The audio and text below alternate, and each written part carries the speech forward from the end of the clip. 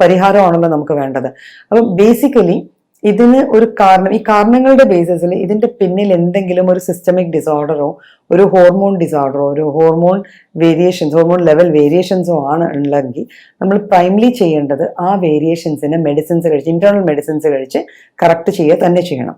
പക്ഷെ ചില ഇപ്പോൾ ട്രോമ ഇൻഡ്യൂസ്ഡ് അല്ലെ, ഒരു പുറമേ നിന്നുള്ള ഒരു എക്സ്റ്റേണൽ കോസിൽ നിന്നുണ്ടായതാണ്.